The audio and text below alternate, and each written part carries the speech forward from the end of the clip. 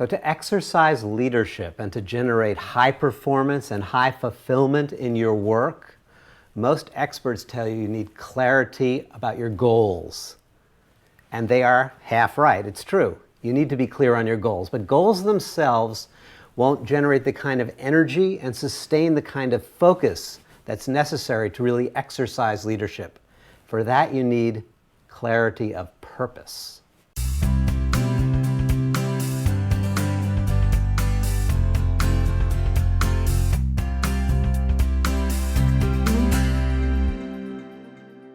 It was July 1964, and I was 11 years old. My family was spending the summer at a place called Fire Island, New York, which is a 30-mile-long swath of sand. On one side is the Atlantic Ocean, on the other side is the Great South Bay. And I was one of a couple of hundred folks who were gathered on the beach that afternoon watching a helicopter slowly lower itself down onto the sand.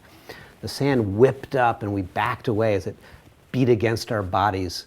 And in a couple of moments, the door opened and Robert Kennedy stepped out. He was campaigning for the senatorial seat in the state. Kennedy stepped out onto the beach, and I was close enough to be able to see this sort of the sweat starting to form on his shirt as he trudged across the sand. I remember at the time looking down at his feet thinking he should be barefoot. He was wearing wingtips, he had on a tie, and his Irish skin was turning red and hot. He made his way off of the beach and we were all crowded around, almost like a little cluster of bees, as he headed down the narrow path called Bungalow Lane. And he kept walking slowly, we were walking along, and we reached the midway point, halfway between the ocean and the bay, and someone yelled, "Get him a glass of water." He was just hot and sweaty. A friend of mine, David Mendelsohn, ran into his house and in a few minutes came out holding a glass of water. The glass of water was passed from hand to hand. Eventually it reached my hands. I passed it to one other person, who passed it to someone else, who then handed it to Robert Kennedy. When you think about it, there's almost nothing that's more mundane, more commonplace, really, than handing a glass of water to someone. And yet, all of these years later, I remember passing on that particular glass of water. Why? Because at that time, I felt that I wasn't just performing a mundane, commonplace, and trivial task. I had the experience that in doing that action, I was participating in something that mattered. I was actually part of something historic. I was contributing in a way that made a difference. And that awareness infused what could have been an easily forgotten and trivial activity into something that's really seared into my memory. It's important for you, for me, for all of us really to have this sense of meaning, of purpose. Otherwise, all that we do all day is sort of pass one glass of water. It's like task, task, task, task. And if we have this kind of task-only focused, if all we're aware of is just doing this one mundane activity after another, it kind of extracts the meaning, it extracts the purpose out of our experience. And work becomes then kind of a mechanical activity, really a flat, kind of two-dimensional activity. But to exercise leadership, to infuse energy, passion, and focus into your work, you really have to have this connection between the tasks that you're performing and a sense of purpose.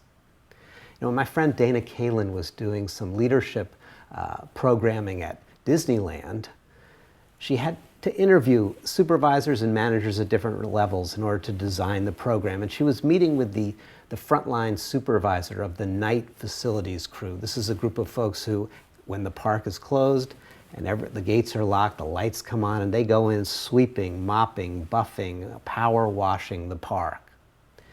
And Dana said to him, "I have a few questions I want to ask you about how you manage your team and about leadership." And he said, "Before you ask me any questions, Dana, I want to ask you one question. Why do you take your family to Disneyland?" And she said, "Because of the rides?" He said, "No, that's not why. You take your family to Disneyland because when you walk through those gates, you know you are entering into an environment that is so beautiful, that is perfect, not a leaf out of place, not a stain on the ground, that the place sparkles. And that sparkle is the real magic of Disneyland. And my team creates that magic. This supervisor, this team had managed to take what was, by any stretch of the imagination, a mundane set of activities and to infuse it with a sense of purpose that allowed them to elevate their work to high performance and a high fulfillment state. This is critical for each of us in our work, to tune into and to discern what is our purpose. You don't have to be fighting to end malaria or to cure world hunger in order to have this sense of purpose. But you do have to take the time to discern what it is that you serve, how you contribute, and what it is that makes your passing of one glass of water along matter. It's important to ask yourself the question, what is it you most deeply want to create? What is it you most deeply want to create through performing the tasks, through fulfilling the goals that are connected to your work? You have to perform tasks to get anything done. You need goals in order to stay focused. But tasks and goals themselves do not infuse your work with purpose. And a lot of people confuse having big goals with purpose, but they're very, very different. In his book, Extraordinary Golf, the author Fred Schumacher talks about this difference between goals and purpose. He says that the goal of golf is to get as low a score as possible, and you probably knew that. The goal of golf is to get a lowest score as possible. But then he asks the question, what's the purpose of golf? And he gives a very interesting answer to this question. He says, the purpose of golf is something that you have to discover for yourself. The goal is given, but the purpose is something you have to discern, you have to discover. And this is true for you in your work, it's true for me in mine. We each are responsible for attuning to, for listening to that call, and for discerning that purpose. So there are 4 steps to this process of infusing your work with purpose. The first step is to identify your tasks and goals. List your glasses of water. There's probably a long list, you don't need to list everything. What are the key tasks and goals of your work? And then reflect, why does what you're doing matter to you? Why does it matter to you? Why does it matter to the people that you work with? Why does it matter to those you serve or to the wider world? And having completed that reflection, now think about this question. What is it that I most deeply want to create? Synthesize your previous thoughts into a simple sentence that says, through completing these tasks, what I most deeply want to create is, and you fill in the blank. That's your purpose statement. That's what's calling you forward.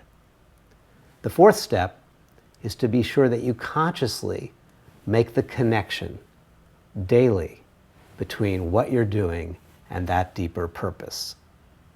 No matter what your work is, no matter what your tasks are, no matter what your goals are, it's possible to infuse those with a sense of purpose and meaning, but only if you discern it. That's your core leadership work. If you don't make the connection between task and purpose, no matter what you're doing, work can be as empty as an empty glass of water.